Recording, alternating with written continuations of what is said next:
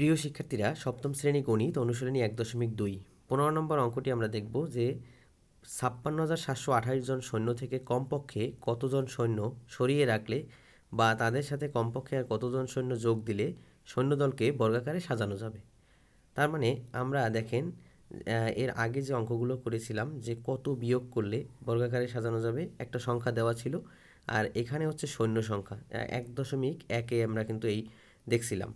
আবার কত যোগ করলে বর্গাকারে সাজানো যাবে। তো আমরা প্রথমে বলছে যে দুইটা পার্ট এখানে সরিয়ে রাখলে কত, মানে বিয়োগ করলে কত, কত বাদ দিলে। তাহলে আমরা এখন লিখব 56,728। এখানে আপনি এটাও লিখতে পারেন যে মোট সৈন্য সংখ্যা 56,728। এখন আমরা এটাকে ভাগ করব, ভাগের মাধ্যমে 2 দুগুণে 4, তারপরে 1 নামলো নিচে, থাকবে কত, এখানে 4, আর এখানে হচ্ছে আর একটা জোড়া নামাই দিলাম, 3 থাকলো। তো এখানে হচ্ছে আমরা এই যে 3 বার যাবে, তাই না, 3 বার গেলে 129, দেখেন 4 বারে বেশি হয়ে যায়। তো এরপরে হচ্ছে এখানে বিয়োগ করলে 38 নামবে, আর এখানে হচ্ছে 28, তারপর 23 দুগুণে কত, 46। এখন দেখেন 3,828, এটাকে আমরা কি করতে পারি, কত দ্বারা ভাগ যাবে, 4 8 32, মানে 8 দিয়ে যাবে, 3744, এখানে একটা 8 দিয়ে দেবেন, তাহলে অবশিষ্ট থাকে কত, 84। আমরা যেটা অবশিষ্ট থাকে সেই সংখ্যাটাকে সরাই নিলে এই সংখ্যাটা নিশ্চয়ই বর্গ সংখ্যা না, তো যেটা অবশিষ্ট আছে সেটা সরাই নিলে এই সংখ্যাটা বর্গ সংখ্যা হবে। তাহলে আমরা এখন লিখব যে আমরা এই কথাটা লিখব, দেখেন 56,728-এর বর্গমূল নির্ণয় করতে গিয়ে দেখা যায় যে 84 অবশিষ্ট থাকে। তার মানে যেটা অবশিষ্ট থাকে সেটা এখান থেকে যদি বাদ দিই তাহলেই সেটা বর্গ সংখ্যা হয়ে যাবে। তার মানে এই যে 84 জন যে আছে, এই 84 জন সৈন্য সরিয়ে রাখলে আমরা বর্গাকারে সাজানো যাবে।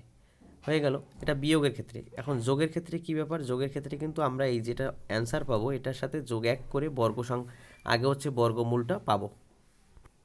তাহলে আপনারা লিখে নেবেন যে এই যে 56,000 এর সাথে যতজন সৈন্য যোগ দিলে সৈন্যদলকে বর্গাকারে সাজানো যাবে সেই মোট সৈন্য সংখ্যার বর্গমূল হবে কত, তখন যে নতুন যে সংখ্যা হবে তার বর্গমূল হবে 238, যেটা আমরা ভাগ করে পেয়েছি, তার সাথে আমরা ভাগফলের সাথে 1 যোগ করব, 239। এখন 239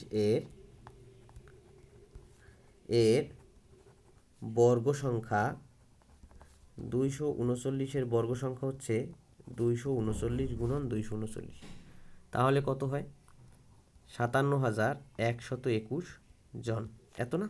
তার মানে এই 121 জন হলে এখন লিখবেন অতএব নির্ণেয়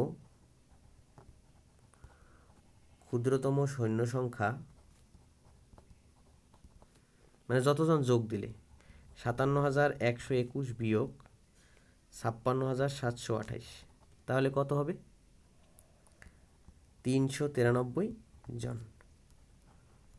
উত্তর 393 জন নতুন সৈন্য যোগ দিলে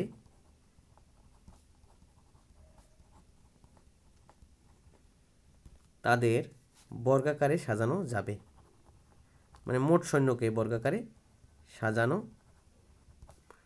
যাবে। ওকে, এই গেল এটার কাজ। এখন হচ্ছে ওই যোগের নিয়ম আর বিয়োগের নিয়মের মতো। এরপরে আমরা একই রিলেটেড অঙ্কে আবার যাব। দেখেন একই রিলেটেড অঙ্ক, কোনো বিদ্যালয়ের 2704 জন শিক্ষার্থীকে প্রাত্যহিক সমাবেশ করার জন্য বর্গাকারে সাজানো হলো, প্রত্যেক সারির শিক্ষার্থীর সংখ্যা কত নির্ণয় করতে বলছে। তাহলে প্রত্যেক সারির শিক্ষার্থীর সংখ্যা নির্ণয় করতে বলছে, 16 নম্বর অঙ্কটা। তো এখানে কিচ্ছু না, দেখেন 2704 জন শিক্ষার্থীকে প্রাত্যহিক সমাবেশ করার জন্য বর্গাকারে সাজাইছে।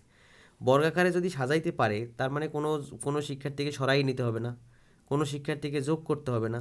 তার মানে এই যে সংখ্যাটা এটা একটা বর্গ সংখ্যা, আমরা বুঝে গেলাম, কারণ বর্গ সংখ্যা না হলে তো আর বর্গাকারে সাজানো সম্ভব ছিল না। এখন প্রত্যেক সারির শিক্ষার্থীর সংখ্যা কত, তার মানে প্রত্যেক সারির শিক্ষার্থীর সংখ্যা হচ্ছে এটার বর্গমূল যা হবে সেটা। তার মানে লেখেন মোট শিক্ষার্থী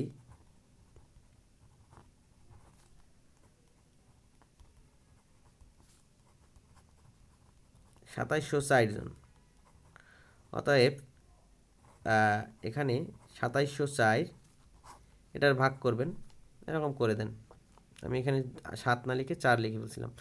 তো এটার ক্ষেত্রে আমরা কি করব, কিচ্ছু না, 5 5 25, ভাগের সাহায্যে বর্গমূল নির্ণয় করতেছি। 2 আসবে এখানে, 5 দুগুণে 10, 2, 0 4 নামান, কারণ কি 2 দিলাম কেন, 5 দুগুণে 10, তারপরে 2 বার যাবে, 2 বার গেলে 204 হয়, রেজাল্টে একটা 2 দিয়ে দেন, শেষ।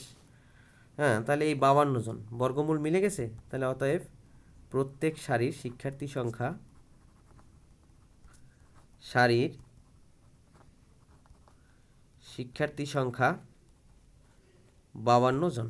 ঠিক আছে, উত্তর হয়ে গেল। এই প্রত্যেক সারির শিক্ষার্থী সংখ্যা কত, 52 জন। দেখেন কত ছোট অঙ্ক, এখানে কিন্তু কোনো যোগ বিয়োগ কিছু করতে বলে নেই।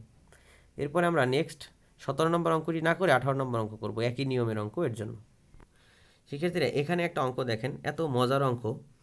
কোনো বাগানে 1800টি চারা গাছ বর্গাকারে লাগাতে গিয়ে, একটা বাগানে আপনি ধরেন 1800টা চারা গাছ কিনে আপনি লাগাবেন। এখন দেখলেন যে বর্গাকারে লাগাইতে হবে। বর্গাকার মানে কি, একই সারিতে সমান সংখ্যক থাকবে।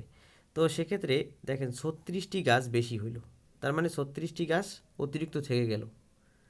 এখন এই 1800 থেকে তাহলে 36টা গাছ বেশি চলে থাকলো, তাহলে বর্গাকারে কিন্তু লাগাইছে, বর্গাকারে সাজানো হয়েছে, কিন্তু বেশি থাকছে কত, 36টা গাছ। প্রত্যেক সারিতে চারা গাছের সংখ্যা নির্ণয় করো। তার মানে চারা গাছ লাগাইছে কয়টা, চারা গাছ বর্গাকারে লাগানো হয়েছে, কিন্তু এই 1800 থেকে 36টা বাদ যাবে, তারপরে যে কয়টা হয়। তার মানে 1800 থেকে 36 বাদ গেলে থাকে কত, 1764। এই 1764টি গাছ কিন্তু বর্গাকারে লাগানো হয়েছে। এখন এই প্রত্যেক চারা গাছের সারির, প্রত্যেক সারিতে চারা গাছের সংখ্যা কত, তার মানে 1764রে আমরা এভাবে করে দিলেই হয়ে যাবে। 4 চারা কত, 16, তার মানে 1764 এখন বর্গমূল বের করবো। তাইলে তো সারি, কারণ এই গাছ তো আপনি লাগান না, এই 36টা গাছ। 1800 গাছ কিনতে পারেন, কিন্তু লাগাইছেন কিন্তু 1764টা গাছ, এবং বর্গাকারে লাগানো হয়েছে 1764 গাছ, যার কারণে এটা এই বর্গমূল বের করলেই হয়ে যাবে। তার মানে 4 দুগুণে 8, এই পরের জোড়া নামাই দিলাম, তো থাকে কত। এরপর হচ্ছে আপনার এখানে 2 বসাই দিলে কত হয়, 82 দুগুণে 164, এখানে 0, এখানে 2 বসাই দেন, 42টি। তাহলে কতটি প্রত্যেক সারিতে চারা গাছের সংখ্যা কত, উত্তর প্রত্যেক সারিতে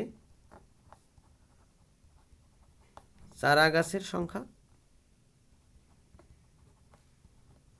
42টি হয়ে গেল। এই এরপরে আবার আমরা অন্য যে অঙ্কগুলো দেখবো, ওই সংখ্যার অঙ্কগুলো যেগুলো আর কি, সেগুলো একসাথে আবার আমরা দেখব। তো ধন্যবাদ প্রিয় শিক্ষার্থীরা, আজকের এই পর্যন্তই।